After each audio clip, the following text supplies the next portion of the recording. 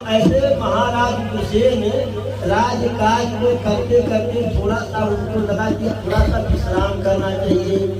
तो उस समय विश्राम के लिए आज की तरह से नैनीताल गुवाहाटी और जो है ऊटी इत्यादि शहर नहीं था। जो है राजा महाराजा विश्राम के लिए वनों में जाया करते थे, जंगल में जाया करते थे। वहाँ ऋषि मुनियों के साथ रह करके भगवत भजन करते थे, वहाँ विश्राम होता था।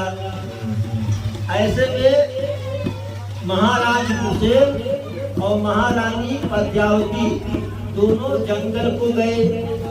उस जंगल में यह लोग भगवत भजन करते हुए विश्राम कर रहे थे, आराम कर रहे थे, मनोरंजन कर रहे थे। उसी में एक घटना घटित हो जाती है। एक घटना उसी में घटित हो जाती है। घटना यह घटित होती है कि महाराज हुसैन किसी दूसरी तरफ चले गए टहलते घूमते, और महारानी पद्मावती जिस स्थान पर थी तो एक मायावी असुर महाराज हुसैन महारानी पद्मावती के साथ जाकर के खेल क्रीड़ा करता है। उसी खेल क्रीड़ा में महारानी पद्मावती गर्भवती हो जाती है। क्योंकि कंस का जन्म एक असुर के जो है खेल क्रीड़ा के साथ हुआ। एक आसुरी प्रवृत्ति आने के बाद जब कंस महाराज हुसैन और महारानी पद्मावती धार्मिक प्रवृत्ति की थी, फिर भी कंस जो है अनीत के मार्ग पर चलने लगा। नाना प्रकार के अनीत, उस अनीत में देखिए राजा के लिए होता है। श्री रामचरितमानस में परम पूज्य पाद गोस्वामी तुलसीदास स्पष्ट जो है लिखे हुए हैं। प्रभु श्री राम के नाम से है कि जासुराज प्रिय प्रजा दुखारी और सोई नृपयवस नरक अधिकारी। तो राजा का कार्य होता है प्रजा को सुखी बनाना, प्रजा को समृद्ध बनाना, प्रजा के कष्ट का निवारण करना। लेकिन कंस आए दिन अपनी प्रजा को प्रताड़ित करता था, अतिरिक्त टैक्स वसूलता था। जो मथुरा में सुंदर सुंदर कन्याएं होती थी उनके साथ छीटाकशी करता था, उनको छेड़ता था। एक बार जब उसके इस अत्याचार का अंत हो गया, प्रारंभ में तो जनता जनार्दन सोची कि भाई राजकुमार हैं, अब सुधर जाएंगे, तब सुधर जाएंगे। लेकिन जब पानी नाक से ऊपर जाने लगा तो प्रजा आकर के महाराज हुसैन के सामने त्राइमाम कही।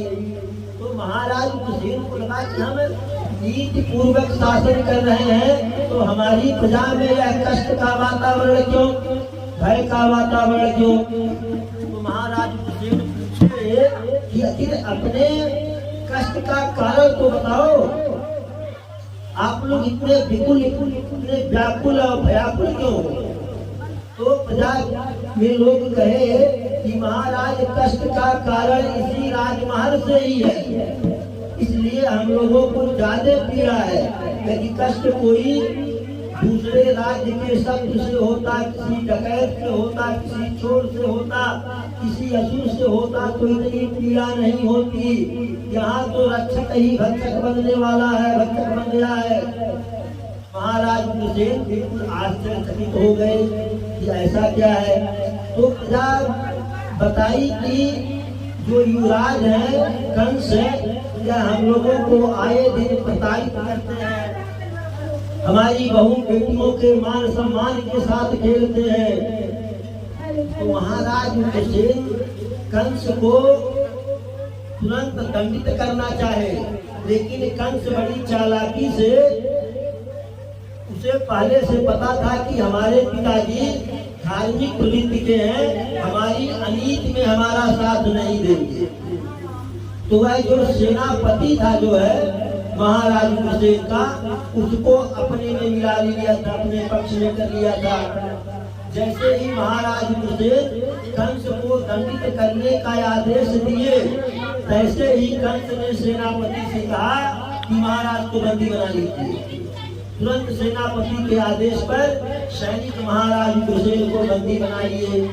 अब कंस उनके सामने ऐसा प्रस्ताव रखा, न भूतो न भविष्य की, जैसा प्रस्ताव हमारे सनातन धर्म में किसी भी राजवंश का राजकुमार अपने पिता के लिए नहीं रखा। सब राजा जो होते थे या जो उनके राजकुमार होते थे वह पिता के वचनों में अनुरागी होते थे। प्रभु श्री राम रामचरितमानस में बाबा गोस्वामी तुलसीदास ने यही लिखे हैं, अरे सुजननी सोई सुत घर भागी और जे तुम्हार चरण अनुरागी। माता पिता के सुजननी सोई सुत घर भागी और जे बचन अनुरागी। तो माता पिता के चरण में तो अनुराग रखना बहुत आसान होता है। किसी भी बालक के लिए माता पिता के चरण में अनुराग, सुबह सो करके उठे, माता का को प्रणाम किए, पिता को प्रणाम किए, एक बार दोपहर में कर लिए और सोते समय कर लिए, बाकी अपने मन का कीजिए, तो चरण का अनुराग हो गया। लेकिन वचन में अनुराग रखना, माता पिता के वचनों का पालन करना कठिन होता है। तो हमारे जितने भी युवराज थे वह माता पिता के वचन के अनुरागी थे। लेकिन कंस ऐसा शब्द रखा, महाराज उग्रसेन से कहा कि आप अपना राजमुकुट हमें देते हो कि गला काट के ले ले। बिल्कुल महाराज उग्रसेन अवाक रह गए, विचार किए कि मेरे न रहने के बाद राजमुकुट तो इसका है, उस पर इसका अधिकार है, वह इसका हो ही जाएगा, तो हमें अपना गला क्यों कटाएं। हमारे शास्त्रों में लिखा गया है, सर्वनाशे समुदपन्ने अर्ध त्यजिता पंडिता। और कहावत भी है ग्रामीण भाषा में, जहाँ देख पूरा धन जात तहाँ आधा ले बाट। तो महाराज उग्रसेन कहे कि मुकुट तो इसका है, गला का है तो कटावे। अपने हाथ से राजमुकुट कंस को दे दिए।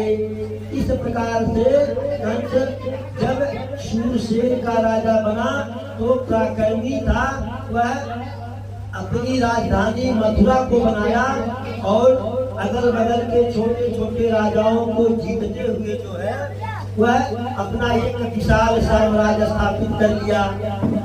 ठीक उसी समय एक जरासंध नामक राजा हुआ करता था। राजा कहना कम उचित होगा, जरासंध नामक एक असुर हुआ करता था। अब जरासंध के जन्म की कथा तो थोड़ा सा प्रकाश डाला जाए। जब जरासंध का जन्म हुआ तो उसमें कुछ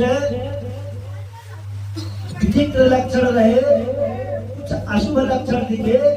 तो हमको लगता है कि जरासंध किसी माता पिता की नाजायज औलाद था जो है, इसलिए जब उसमें कुछ अशुभ लक्षण दिखा तो माता या पिता किसी ने जो है उसके जो है दोनों पैरों को ऐसे करके फाड़ करके उसे विपरीत दिशा में फेंक दिए।